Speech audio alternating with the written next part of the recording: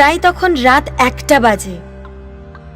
শহরের রাস্তাঘাট সব নীরব হয়ে গেছিল। তখন মোহন নিজের সাইকেল চালিয়ে ফ্যাক্টরি থেকে বাড়ি ফিরছিল। সে যেতে যেতে ভাবছিল, যদি আজকে খাওয়ার জন্য একটা বার্গার পেয়ে যেতাম তাহলেও খুব ভালো হতো। বার্গার খেয়েই রাত কাটিয়ে দিতাম, তাহলে খাবার বানানোর ঝামেলা থেকে বেঁচে যেতাম। সে এই কথা ভাবতে ভাবতে যাচ্ছিল, তখনই তার নজর পড়ল একটা বার্গারের গাড়ির দিকে। রাস্তায় এক জায়গায় রাতেও একজন বার্গার বিক্রি করছিল। মোহন বার্গার কেনার জন্য ওই গাড়ির সামনে দাঁড়ালো। ও ভাই, বার্গার পাওয়া যাবে? এখানে বার্গারই পাওয়া যায়, তাও খুব সস্তায়। আচ্ছা, সস্তায়? ভাই কত দামে? মাত্র 5 টাকায় একটা বার্গার, 5 টাকায়। বার্গারের দাম 5 টাকা শুনে মোহন অবাক হয়ে গেল। তাই ওর বার্গারওয়ালার প্রতি সন্দেহ হলো। সে বার্গারওয়ালার দিকে এক দৃষ্টে তাকিয়েছিল। দেখে সে ভয়ে কাঁপতে থাকে। বার্গারওয়ালার চোখ জ্বলন্ত কয়লার মতো লাল টকটক করছিল, আর শরীরটা কিছুটা নীল রঙের ছিল। তুমি কে? তোমাকে তো আমার বার্গারওয়ালা মনে হচ্ছে না। ভূত নাও তো?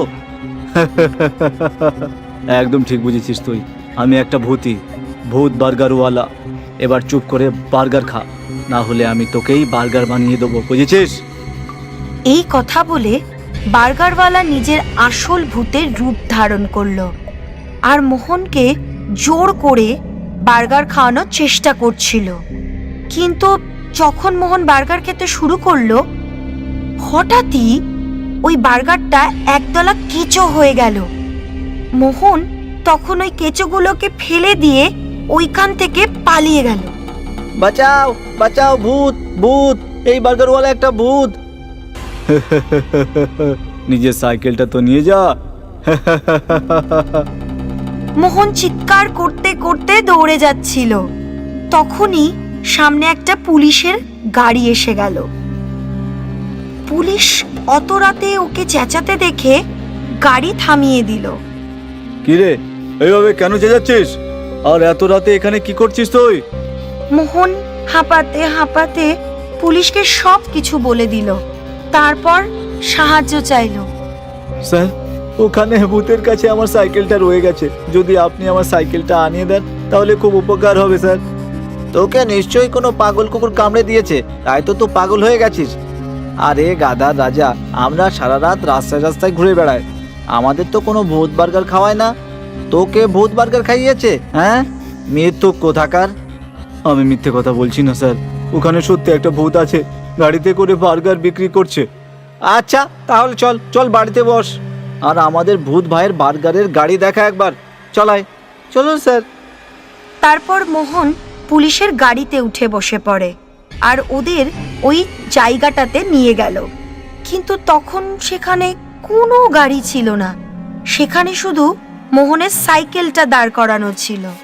কোথায় ভূত, আর কোথায় ভূতের বার্গারের গাড়ি? এখানে তো শুধু তোর সাইকেলই দাঁড়িয়ে আছে। স্যার সত্যি বলছি, এখানেই একটা গাড়ি ছিল, আর ওর ওপরে একটা ভূত বার্গার বিক্রি করছিল। আমি জানি না কোথায় চলে গেল স্যার। আমাদের বোকা বানাস না, ভূত একটা। নিশ্চয়ই তুই নেশা করেছিস, আর সেই নেশার ঘরে তোর সাথে এই সমস্ত কাণ্ড হচ্ছে। মনের ভুলকে সত্যি করার চেষ্টা করিস না। না স্যার, ডাক্তারের দিয়ে পরীক্ষা করিয়ে নিন, আমি কোনো নেশা করিনি। আমি তো কাজ করে ফ্যাক্টরি থেকে ফিরছিলাম। এখন আর আমাদের বোকা বানাস না, বুঝেছিস? সোজা কথায় নিজের সাইকেল নিয়ে বাড়ি চলে যা, নইলে পেছনে এমন মারবো যে বাদরের মেশো বানিয়ে দেবো, বুঝেছিস? পুলিশের কথা শুনে মোহন চুপচাপ নিজের সাইকেল নিয়ে চালাতে শুরু করে দিল আর চুপচাপ বাড়ির দিকে চলতে শুরু করলো। এই ঘটনার পর শহরের এক কলোনিতে সন্ধ্যার সময় ডমরু নামের একটা ছেলে মার কাছে বার্গার খাওয়ার খুবই জেদ করছিল। বাবু, রোজ রোজ তুমি ঠেসে ঠেসে বার্গার খাও, এক আধ দিন ছেড়ে দাও। বার্গার খেয়ে খেয়ে তুমি এত মোটা হয়ে গেছো। আমি তো খাবোই, তাড়াতাড়ি ফোন করে বার্গার আনিয়ে দাও, ভাষণ দিও না তুমি মা। আমি ভাষণ দিচ্ছি? তোমার বাবাকে আজ আসতে দাও, তোমার এইসব খাবার বন্ধ করিয়ে দেবো, বুঝেছো? বন্ধ করে দিও, আর খাবো না, কিন্তু আজকে শেষবার তো আনতেই পারো, তাড়াতাড়ি আনিয়ে দাও মা। ঠিক আছে, আনিয়ে দিচ্ছি শেষবার। আজকের পর রোজ রোজ চাইবে না কিন্তু। হ্যাঁ হ্যাঁ, আর চাইবো না আমি, খুশি তো? এইভাবে ডমরু জেদ করায় ওর মা 2টো বার্গার অর্ডার করে দিল। তার কিছুক্ষণ পরে ডোরবেলটা বেজে উঠল। ডমরুর মা দরজা খুলে দিল।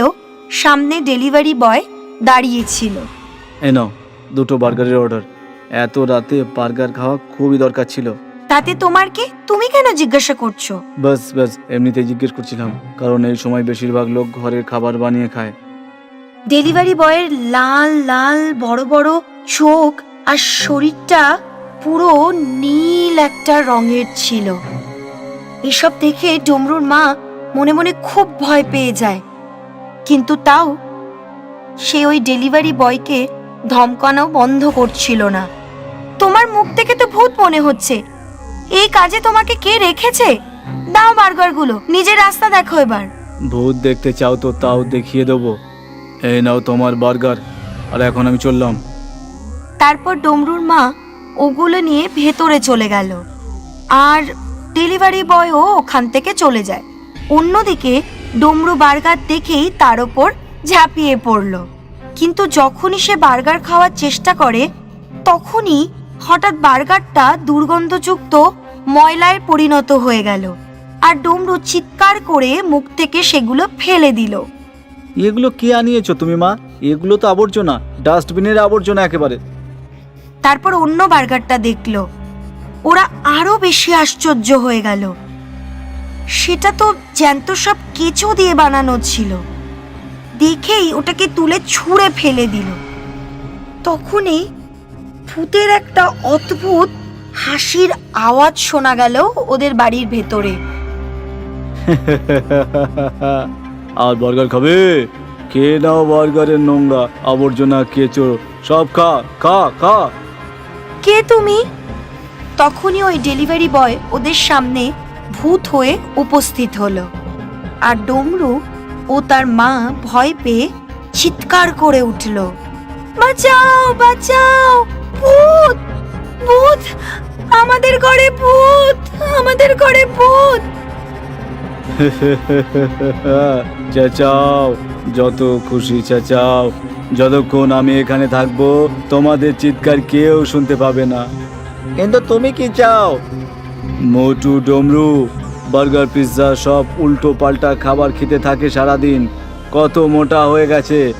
এবার আমি তোমাকে খেয়ে নেবো। কিন্তু তুমি আমাকে কেন খাবে? কারণ জাঙ্ক ফুড খাওয়া লোকেদের আমি পছন্দ করি না।